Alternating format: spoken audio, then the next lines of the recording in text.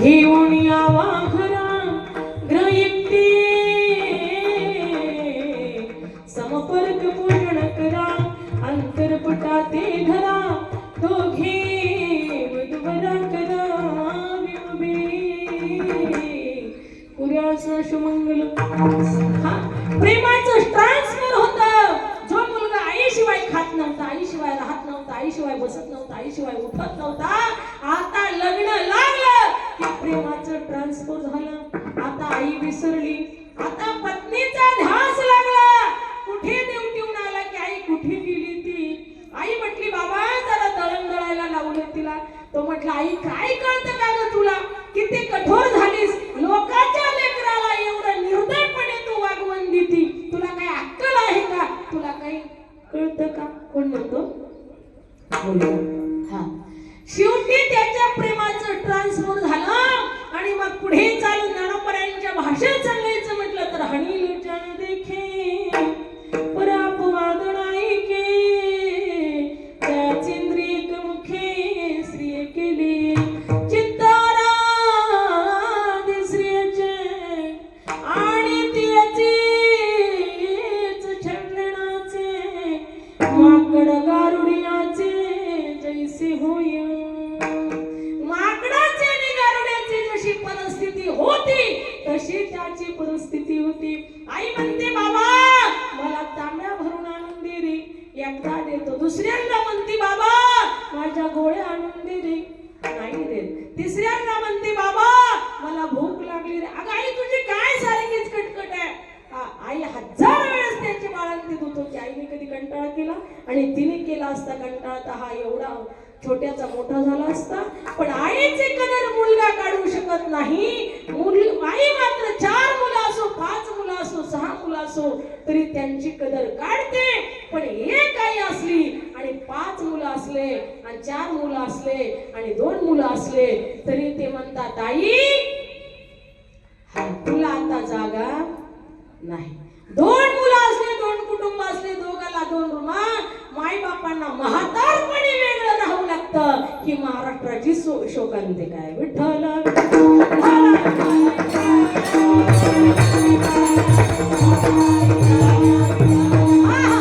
आणि का तुमच्यामध्ये काही समजत नाही. तुम्हाला 4 लेकरं असले तर तुम्ही सांभाळू शकता, पण एक आईला आणि एका बापाला सांभाळू शकत नाही. बाप एकीकडे आणि आई एकीकडे, मी जनरल बोलते. म्हणून या ठिकाणी कीर्तनातले दृष्टांत म्हणजे रेडीमेड असतात, ते कोणाच्या बी अंगाला येऊ शकतात. विठ्ठला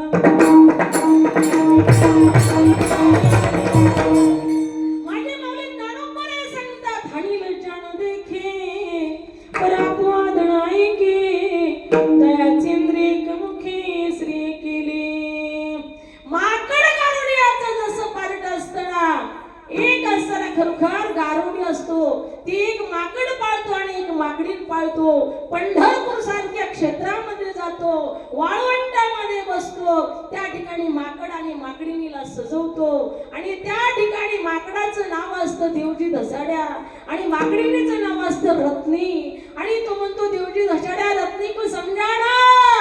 मग त्या ठिकाणी देवजी धसाड्या उड्या मारत मारत मारत मारत मारत मारत जातो रत्नीच्या इथं. लिखून बाई रत्नी नावाची असली तर नाही बरं का, पण माकडाचं नाव सांगते.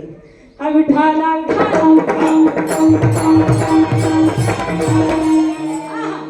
माकड म्हणतो देवजी धसाड्या रत्नी को समजाना.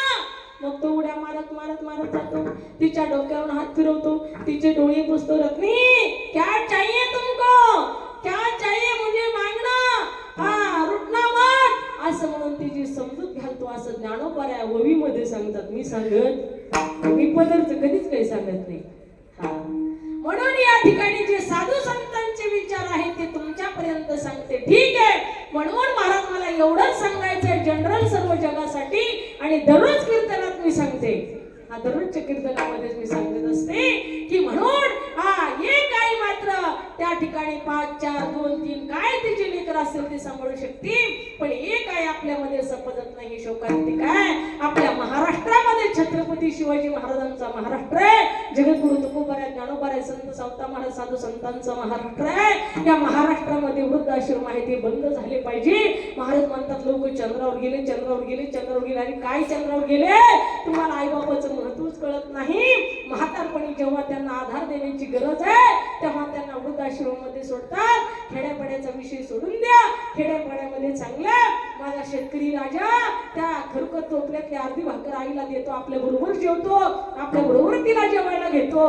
पण काही काही ठिकाणी आम्ही दररोज एका गावाला कीर्तनाला जातो, कधी कधी शहरात पण जाण्याचा प्रसंग येतो.